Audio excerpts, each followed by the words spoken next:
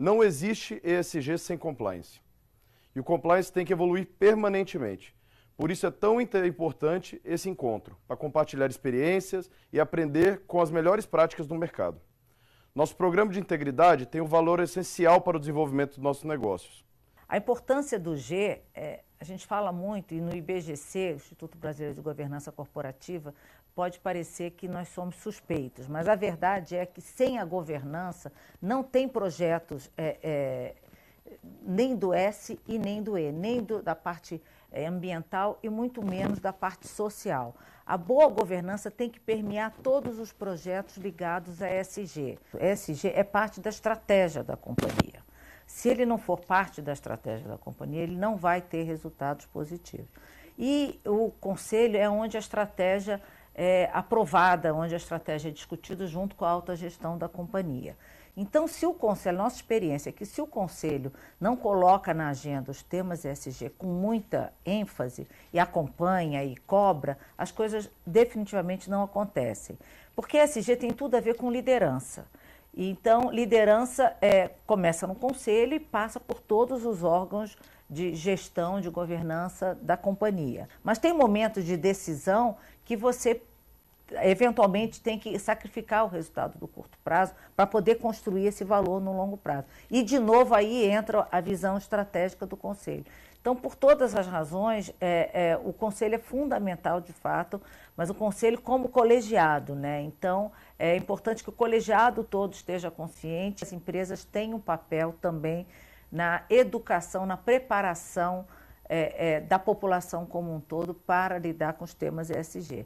Mas eu também acho que as empresas têm que ter uma escuta ativa, que a gente fala, porque tem parte da população que já está consciente e às vezes isso não é percebido, não é bem entendido pelas empresas, até que o consumidor rejeita o seu produto, o consumidor vai para as redes sociais. Hoje a gente tem um problema enorme de redes sociais, problema no sentido de que é uma oportunidade, mas que pode virar um desafio muito grande na medida que você não cuida bem desses temas da imprensa. Então, a empresa trabalha muito com todos esses temas. Quando eu falo do S também, eu queria dar uma conotação um pouco diferente, complementar ao que elas falaram, o S da gestão do capital humano, que isso é uma coisa fundamental também. Tem o S para fora e o S para dentro, que a gente fala. E o que eu percebo das empresas, que o maior desafio delas, nas 3 letras, delas internamente, é trabalhar o S, fazer dentro e tem que passar isso também para a população como um todo. E que eu digo, é um processo conjunto, interativo, não é só a empresa treinar, a empresa tem que ouvir e os consumidores e a população em geral estão nos mandando muitas mensagens, né? Sim, que às vezes as empresas não conseguem processar integralmente. Sim. O reporte das ações de ESG está cada vez assumindo uma importância maior e tem vários organismos internacionais trabalhando para unificar, para padronizar a forma de comunicação desses indicadores. A gente tem um pouco de preocupação de haver um exagero, mas o importante é que o público em geral, a gente falou da população, possa avaliar de uma forma correta todo o trabalho que as empresas estão fazendo. E uma coisa que eu sempre acho importantíssimo nesse caso de ESG, que são os investidores institucionais. Você falou de companhia aberta, mas os investidores, eles têm impulsionado muito a agenda ESG. Cumprir a lei, eu costumo dizer, isso não é diferencial, isso é um mínimo. Todo mundo tem que cumprir a lei. Então, a resposta para mim é clara. Só cumprir a lei faz com que a gente esteja cumprindo o S? Não, não faz. Você pode cumprir todas as leis e essas leis, gente, e regulações, elas vão mudar, estão mudando de uma forma muito acelerada. A gente costuma dizer que nós vamos ser avaliados e julgados lá na frente por coisas que nós fizemos hoje e lá na frente vai ter uma outra regulação, uma outra legislação. Então, nós temos que ir além do que existe de regulação e de legislação hoje.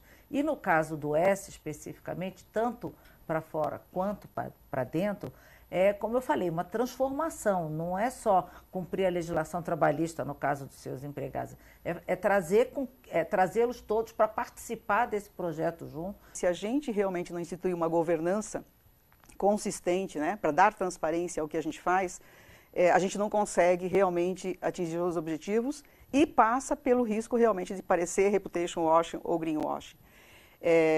Da minha experiência, eu acho que o importante, quando a gente olha tanto a questão do S e tanto a questão do E, é a gente enxergar e ver como é que a gente conseguiria atuar nas externalidades da companhia. E quando você fala, né, Marcela, que você está olhando o ecossistema em que a empresa está inserida, acho que isso é importante que a gente traga. Nós temos uma responsabilidade que não é só da porta para dentro. Até porque seria muito fácil, né? Um ambiente controlado, um ambiente mais fácil. Eu acho que o que a gente está vendo aí, principalmente nos últimos anos, sendo reforçado, é essa questão de que a gente tem que olhar para fora. A gente tem aí, como brasileiro, né, antes de tudo, um compromisso realmente de fazer o que é certo pelo Brasil e gerar o desenvolvimento. E quando falo do bioma amazônico, tem muita coisa por fazer, né? A gente encontrou lá um IDH de 0,57, quando o resto do Brasil é 0,71. Olha a distância que a gente tem para resolver. E aí vem, dentro da pergunta da Marcela, que eu acho que é a grande oportunidade. Eu estou muito feliz, assim, porque a gente está com um ano de fundo agora.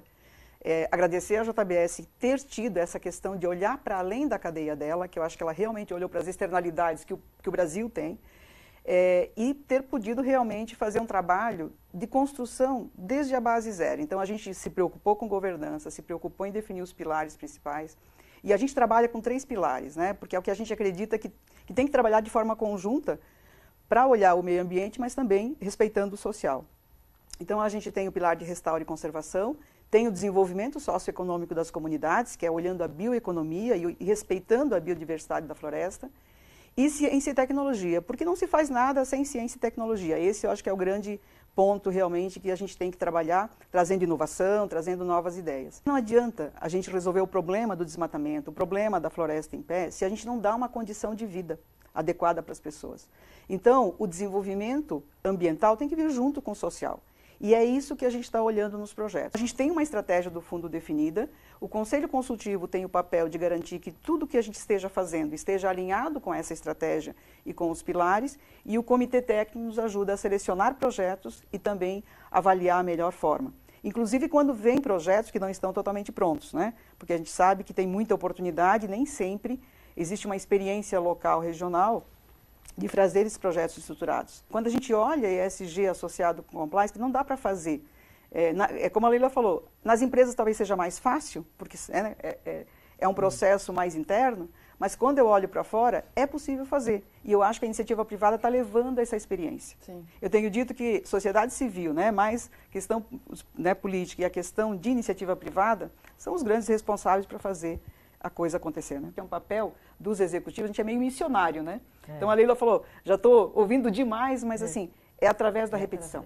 É através da repetição. E agora na Amazônia a mesma coisa. Então assim, a gente tem que estar presente, a gente tem que ensinar, a gente tem que preparar.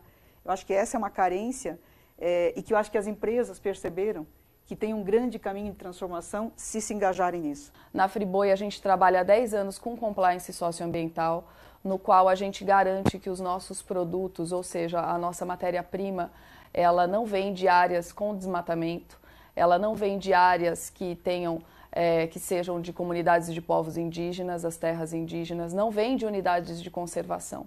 Além disso, a gente consulta diariamente listas públicas, que são as formas que a gente tem de atuar e regular, tanto do IBAMA quanto do Ministério Público do Trabalho, olhando para a questão do trabalho escravo também. Então, a gente garante há 10 anos que 100% dos nossos fornecedores não estão em nenhuma desses itens ou dessas listas, e a gente faz essa consulta diariamente. Basta dizer que a gente tem 70 mil fornecedores, ao redor de 70 mil fornecedores, e 15 mil desses fornecedores que algum dia tentaram fazer uma venda para a JBS foram bloqueados no nosso sistema. A gente entendeu que ajudando o desenvolvimento a gente torna o mercado mais livre e melhor para a comunidade local, deixando de excluir produtores da atividade socioeconômica que eles exercem nas suas comunidades. A gente estava em Glasgow agora na COP e muito se falou disso, né? Chega de blá blá blá. Acho que tanto usaram bastante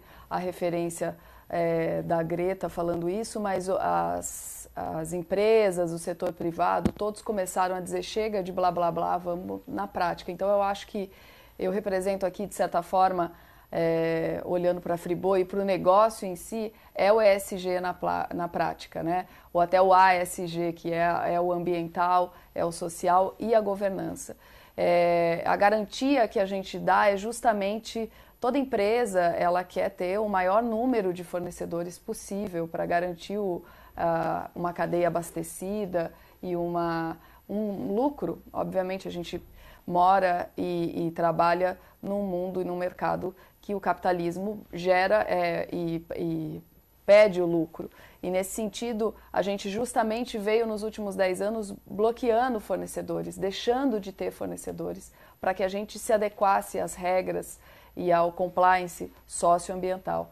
Então, nesse sentido, um pouco dos números que eu falei, quer dizer, de 70 mil fornecedores, a gente tem 15 mil fornecedores que não atendem às regras e aos critérios que a gente monitora e aplica na área de sustentabilidade da Friboi em relação aos nossos fornecedores. E aí, nesse sentido, esses pecuaristas, esses produtores rurais, eles precisam de auxílio e a gente precisa, como a Joanita colocou, colocar o ESG também na propriedade rural, colocar o ESG também nas comunidades que esses produtores estão inseridos. A gente precisa levar esse conhecimento.